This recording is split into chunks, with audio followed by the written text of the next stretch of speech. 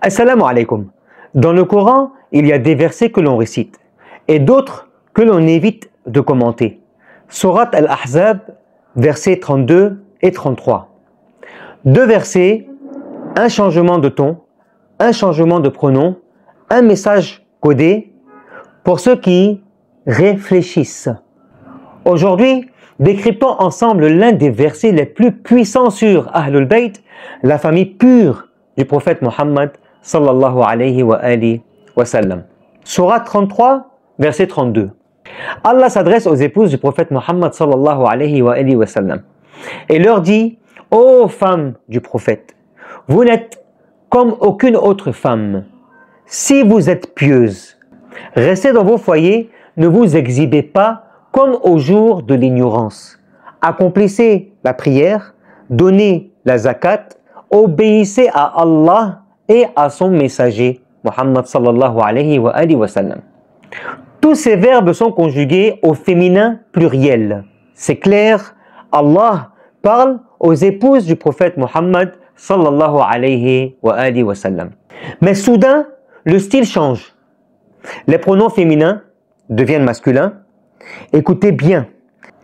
Ici, le début du verset 33. Innama yuridullah liyadhhiba ankum ar-rijs ahli al-bayt wa yutahhirakum tathira.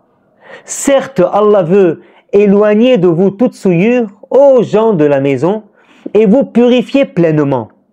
Fin du verset 33. Ici, les pronoms changent. De ankun à ankum, de yutahhirakun à yutahhirakum.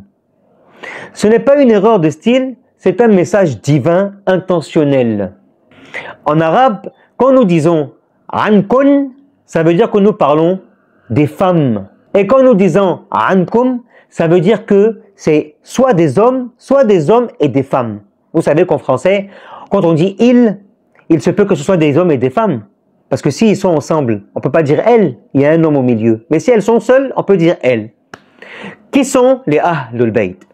Le prophète Mohammed sallallahu alayhi wa sallam lui-même a expliqué ce passage. Dans Sahih Muslim, hadith numéro 24-24, il prend Ali ibn Abi Talib alayhi salam, Fatima al-Zahra alayhi salam, Al-Hassan alayhi salam, Al-Hussein alayhi salam.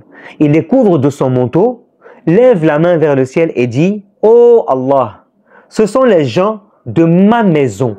Écarte de toute souillure et purifie-les totalement. Ce hadith est aussi rapporté par Muslim, At-Tirmidhi, numéro 37-13, Ahmad ibn Hanbal, 18-496-18-515, Al-Hakim, Al-Tabari, Ibn Kathir, même certains savants sunnites comme Al-Suyuti, Al-Qurtubi, Ibn Taymiyyah reconnaissent ce sens. Le mot tathiran est une forme intense.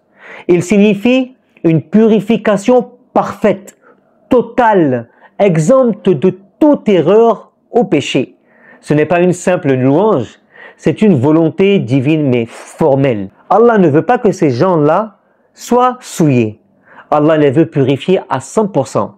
Qui sont-ils? Les Ahl al-Kisa, les gens du manteau. Le prophète Mohammed sallallahu alayhi wa sallam, Ali, Fatima, Al-Hassan, Al-Hussein alayhim as-salam. Quelques mois avant la mort du prophète Mohammed sallallahu alayhi wa sallam, il avait dit à Ghadir Khoum: Man kuntum mawla fa aliyun mawla. Celui dont je suis le mawla, Ali alayhi salam, est son mawla. Tirmidhi 37-13, Ahmad 18-496. La foule acclame, même Omar ibn al-Khattab. Il dit: félicitations au fils d'Abu Talib. Mais sur son lit de mort, le prophète demande: apportez-moi de quoi écrire un testament, après lequel vous ne vous égarerez jamais. Sahih al-Bukhari, hadith numéro 44-31, et là Omar s'y oppose, disant: le livre d'Allah nous suffit.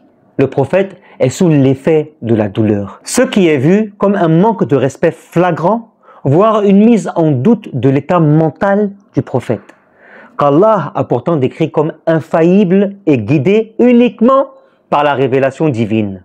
Il ne parle pas sous l'effet de la passion. Sourate 53, versets 3 et 4. Le refus de Omar était une désobéissance manifeste au prophète dans un moment critique et une preuve que l'unité a été brisée même avant la mort du messager sallallahu alayhi wa sallam. Résultat, le prophète est en colère, il chasse tout le monde et le testament ne fut jamais écrit. Et toi, que fais-tu de ces versets? Sourate 33, verset 33.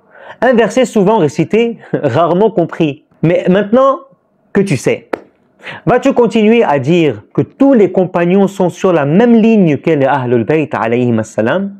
Ou vas-tu reconnaître que la pureté n'a pas été donnée à tout le monde, mais à ceux que le prophète a enveloppés lui-même? Abonne-toi, partage et n'aie pas peur d'écouter la vérité, même si elle dérange. Et rappelle-toi, Allah a dit Ahlul Bayt et pas n'importe qui. Assalamu alaikum wa rahmatullahi wa barakatuh.